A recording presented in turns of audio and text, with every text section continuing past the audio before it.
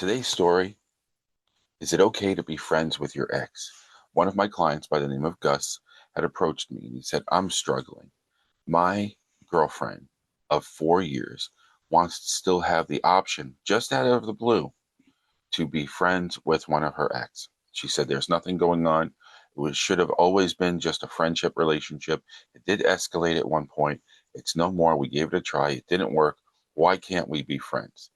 I have a problem with this, Gus says. So the big question is, do you have a problem with it? Well, as you watch this episode, my colleagues are going to break down the ifs it's okay, the nots if it's okay, and your opinion matters too. So go ahead and put that in the comments. But before you do, please like, subscribe, share, and comment. And now, on with the show.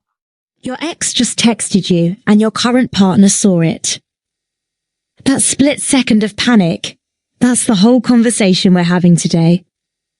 Staying friends with an ex while you're in a new relationship is one of those topics everyone has a hot take on, but almost nobody actually thinks through carefully. Today, we're going to break down what the research actually says about why people stay friends with exes, what makes those friendships healthy versus genuinely destructive, and what you owe your current partner in all of this. By the end, you'll have a real framework for figuring out whether your ex-friendship is built on solid ground or something a lot messier. Joining me is someone who has gone deep on the psychology and the research here, so let's get into it. What's the first thing most people get completely wrong about this? The first thing people get wrong is treating it like a yes or no question. Like, can you stay friends with your ex? Yes or no? And the research is really clear that the question itself is almost beside the point. What actually matters, what predicts whether the friendship helps you or wrecks you, is why you're doing it. Okay, so the motivation is the whole thing. Exactly. And there's actually a study that mapped this out really specifically. Researchers identified 4 distinct reasons people stay friends with exes: security, practical reasons, civility, and, this is the one that causes the most damage, unresolved romantic desires. And the outcomes were dramatically different depending on which bucket you fell into. Wait, so they actually categorized it? Like, here are your 4 flavors of ex-friendship? Yeah, and it's a really useful framework. Security means you genuinely value the emotional support and familiarity this person provides. Practical is things like shared friend groups, co-parenting, working in the same industry. Civility is basically just, we don't want things to be awkward.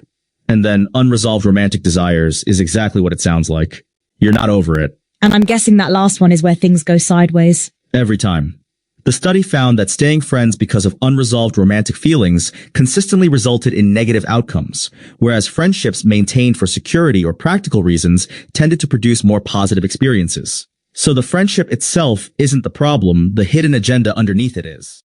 And so there are 6 human needs. And in this case, it sounds like one person is not ready to let go yet, but they're showing red flags.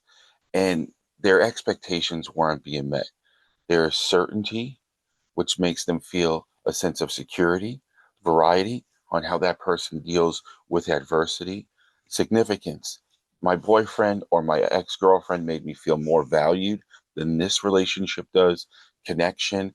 How can I give you love when I don't feel connected to you?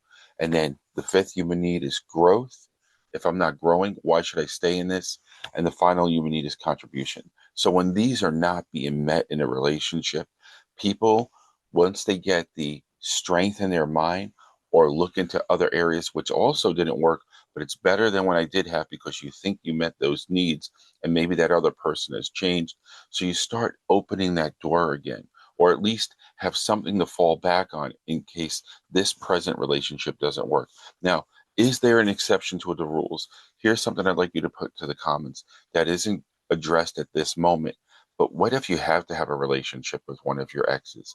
Now, this is exclusively in reference to a boyfriend and girlfriend scenario, but there are basically exceptions in reference to what if we have a child together? Now, we're not going to socialize in reference to what this is happening, what this relationship is going through in reference to meeting your ex, hanging out and talking. But if you have children, you want to be civilized. It's not necessarily hanging with the ex, but you want to make sure that when you do get into a relationship and you do have children, that you want to emphasize and also look Give it some time before introducing your child or children.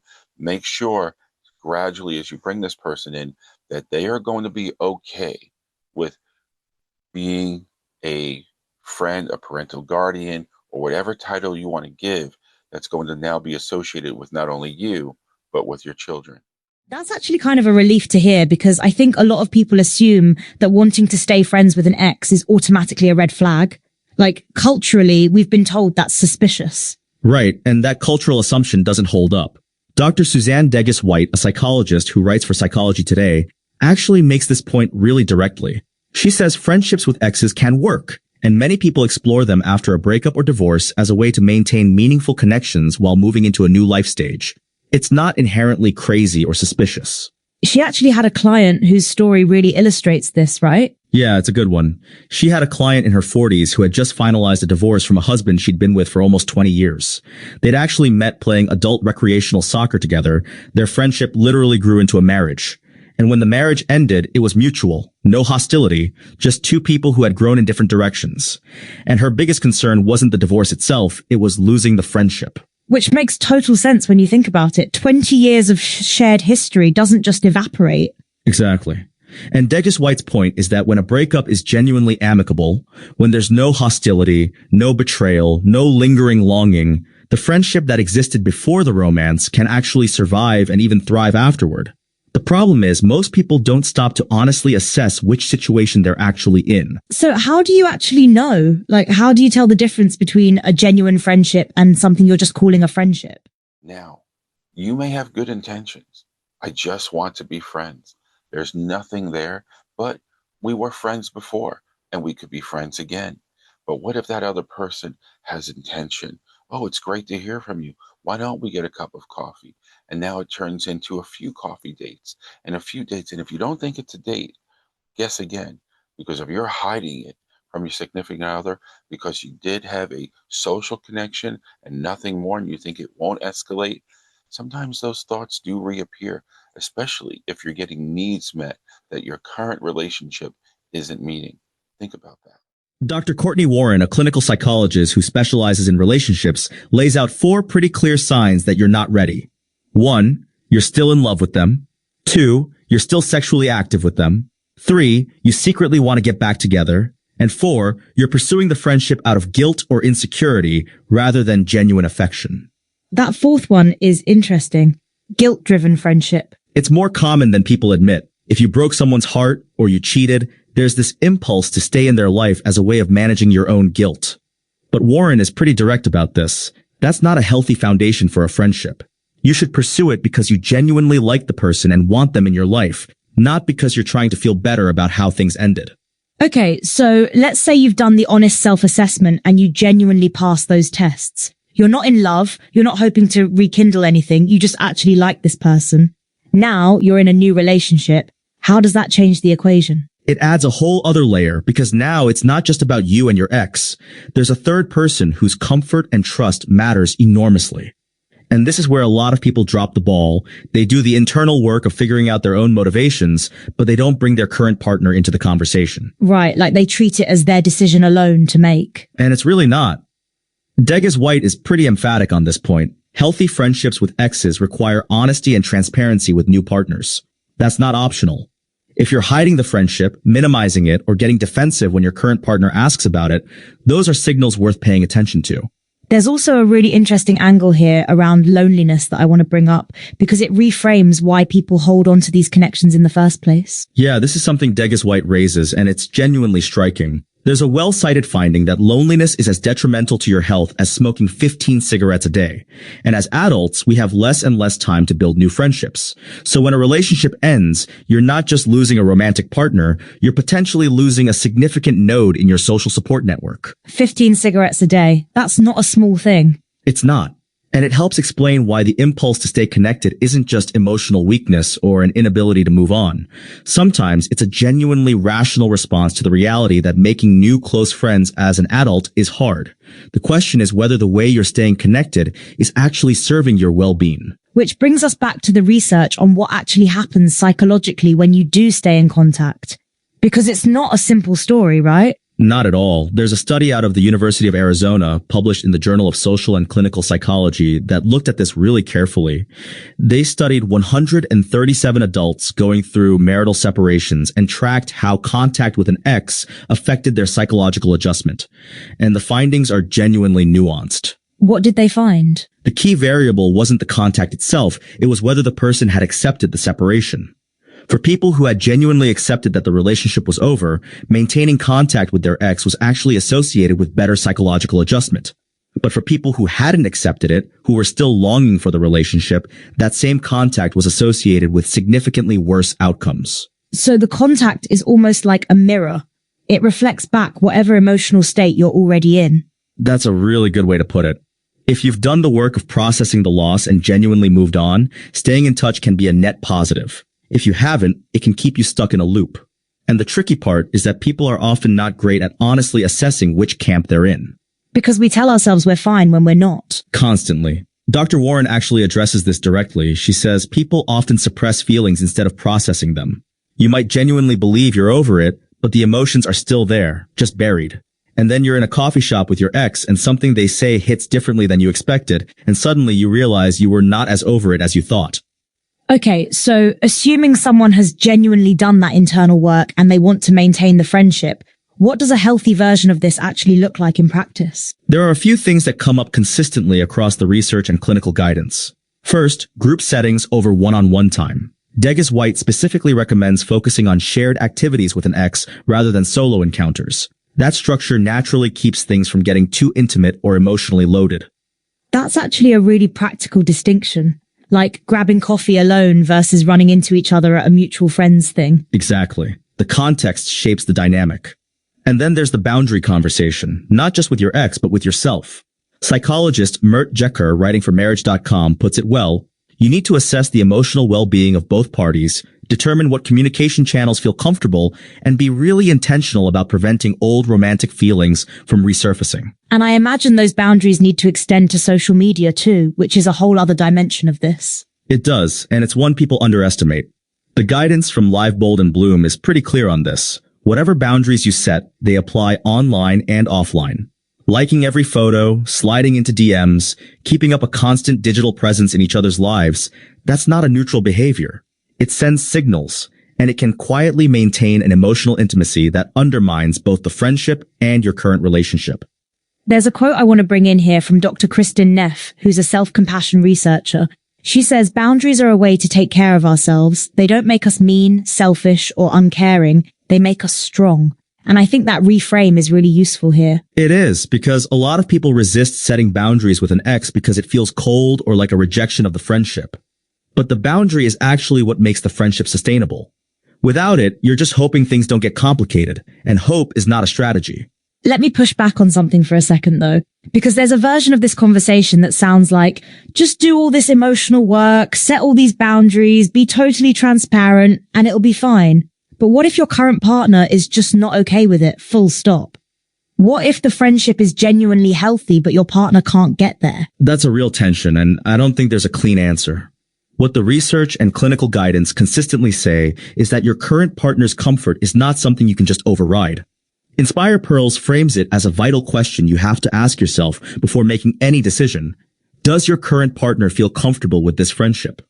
And if the answer is no, that matters. So it's not just your call. It's genuinely not. And I think that's where a lot of people get into trouble. They frame it as their right to maintain a friendship, which, sure, in the abstract, but relationships involve two people's emotional realities. And dismissing your partner's discomfort as their problem to manage is a way of prioritizing the ex-friendship over the current relationship. That's a choice, and it has consequences. There's also something interesting in the research about who is more likely to maintain these friendships in the first place. Like, it's not evenly distributed. Right. The study on predictors of post-dissolution friendships found that sexual orientation is actually a significant factor. LGBTQ individuals are more likely to maintain friendships with exes than heterosexual people. And the researchers suggest this may be partly because LGBTQ communities are often tighter knit, so the social cost of a complete break is higher. Your ex is more likely to be embedded in your broader social world. That's a really interesting structural point. It's not just about individual emotional maturity, it's about the social context you're operating in. Exactly. And the same study found that attachment style matters too. People who are more avoidantly attached, meaning they tend to keep emotional distance in relationships generally, were actually more likely to have multiple ongoing friendships with exes, which is a little counterintuitive. Wait, really? You'd think avoidant people would be the ones cutting ties. You would, but the thinking is that because they're less emotionally invested in any single relationship, the transition from romantic partner to friend is actually easier for them. There's less to grieve, less to untangle. The people who struggle most with the transition are often the ones who are most deeply attached. That tracks. The more you loved someone, the harder it is to rewire how you relate to them. And that's actually the core challenge here. Marriage.com describes it well. It's not just about drawing new lines. It's about fundamentally changing how you relate to someone who was once very close. That's not a small ask. It requires real emotional work, not just a conversation where you both agree to be cool. I want to come back to something you said earlier about the civility reason for staying friends, because that one is interesting. Like, we're staying friends because we don't want things to be awkward. That sounds harmless, but the research suggests it's actually not that stable. Yeah, this is one of the more surprising findings. Friendships maintained for civility or purely practical reasons were actually less likely to last long term. Which makes sense when you think about it. If the only thing holding the friendship together is avoiding awkwardness, there's no real foundation. Once the social pressure to be civil fades, so does the friendship. So the friendships that actually last are the ones built on genuine security and mutual care. That's what the data suggests. Security-based friendships, where both people genuinely value each other's presence and emotional support, those tend to produce the most positive outcomes and the most durable connections. It's the friendships that are honest about what they are. And I think that honesty piece is the thread running through all of this. Honesty with yourself about why you want the friendship. Honesty with your ex about what the friendship is and isn't. And honesty with your current partner about what's happening. That's really the whole framework. And the places where ex-friendships go wrong are almost always places where one of those three honesty loops breaks down. You're lying to yourself about your feelings, or you're not being straight with your ex about the limits of the friendship, or you're hiding things from your current partner. There's also a practical dimension to this that I think is worth naming. The idea that you should reassess over time. Like, this isn't a one-time conversation. Definitely not. Marriage.com makes this point explicitly. Keep communication open and regularly reassess boundaries and expectations so the friendship stays mindful. Because circumstances change. Your current relationship deepens. Your ex starts dating someone new. The emotional landscape shifts, and the boundaries that made sense 6 months ago might need to be revisited. It's almost like the friendship requires ongoing maintenance in a way that other friendships don't. It does, because the history is always there. With a regular friend, you don't have to actively manage the fact that you used to be in love with them. With an ex, that history is part of the relationship, whether you acknowledge it or not. So, you have to be more intentional. Okay, so when you step back from everything we've covered, the research, the clinical guidance, the real stories, what does this actually come down to? It comes down to this. The question isn't whether you can stay friends with your ex. The question is whether you've been honest enough with yourself, with your ex, and with your current partner to know what that friendship actually is. Because a friendship built on genuine care and clear boundaries can be a real source of support and connection. But a friendship built on unresolved feelings or avoidance of an uncomfortable truth is just a slow-burning problem. And the research backs that up pretty clearly. The University of Arizona study showed that contact with an ex can actually improve your well-being, but only if you've genuinely accepted that the romantic relationship is over. The study on predictors showed that security-based friendships produce positive outcomes, while unresolved romantic desires produce negative ones. The pattern is consistent. And the practical takeaway is really a set of questions to sit with. Why do I actually want this friendship? Have I genuinely processed the end of the relationship, or am I still holding on? Is my current partner aware and comfortable? And am I willing to set and maintain real boundaries, not just in person, but online too? If you can answer those honestly, you probably already know whether your ex-friendship is something worth keeping or something worth letting go. And if you can't answer them honestly, that's actually the most important data point of all. We started this episode with that moment of panic when your ex texts and your partner sees it. And here's the thing. If you've done the work we talked about today, that moment doesn't have to be panic. It can just be a text. The difference between those two reactions tells you almost everything you need to know about where you actually stand. That's exactly right.